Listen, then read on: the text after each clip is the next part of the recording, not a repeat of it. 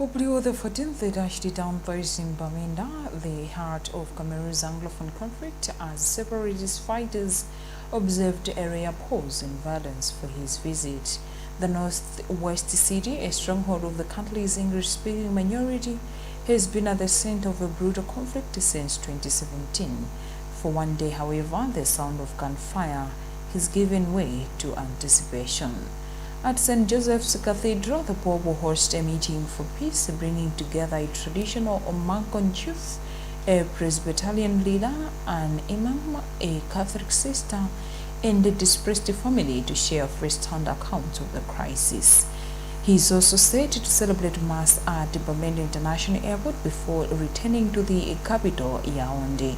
The temporary ceasefire has raised cautious hope that the dialogue, even symbolic, could open the door to easing a conflict that has long defied resolution.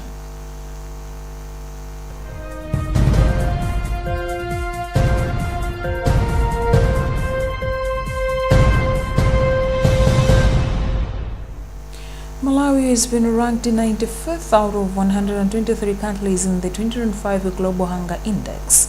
The 20th edition of the air report comes at a time of growing concern over global food security, with the target of ending hunger by 2030 becoming increasingly unlikely. It places Malawi among countries experiencing serious levels of hunger. The Global Hunger Index is a peer-reviewed annual report produced by Concern Worldwide, World Hunger Health, and the Institute for International Law of Peace and Armed Conflict. Meanwhile, head of cooperatives at the Ireland Embassy, Sarah McCann, has called on countries, including Malawi, to take urgent action to address hunger and build resilient food systems.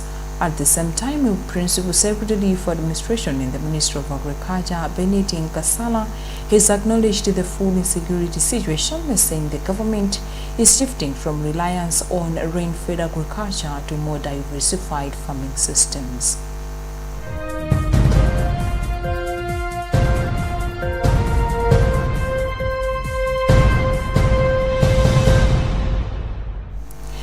The High Court in Lilongwe has thrown out an application by government to stay execution pending a determination of appeal, its area ruling quashing a decision by Chief Secretary to the government, Justin Saidi, to redeploy 5 senior Malawi Defense Force MDF officers to the civil service.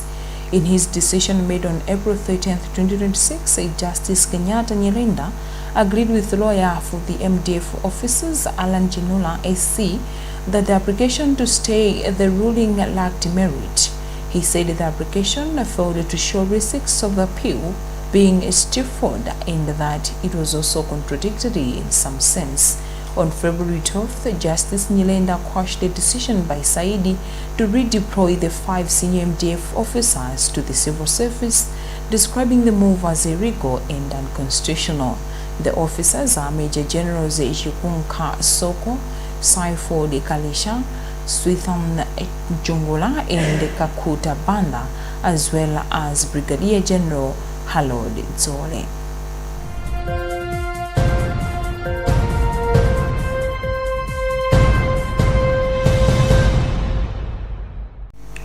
The Reserve Bank of Malawi has outlined an ambitious roadmap to transform the country's financial system through the National Payment Systems Vision and Strategy Framework. Speaking during the launch, Deputy Governor Kisu Simaka highlighted 5 key priorities driving the initiative.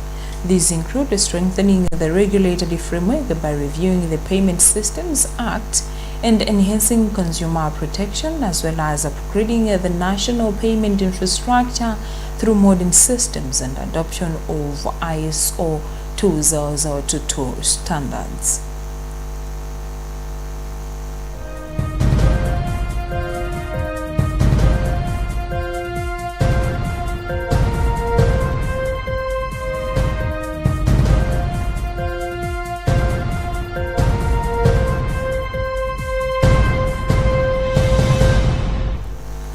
In the news from across the borders, the South African opposition politician Julius Malema has been sentenced to 5 years in prison after being found guilty of the illegal possession of a gun and firing it in public.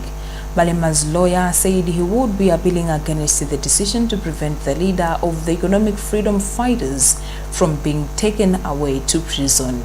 The length of the sentence could see the 45-year-old being disqualified as a member of parliament.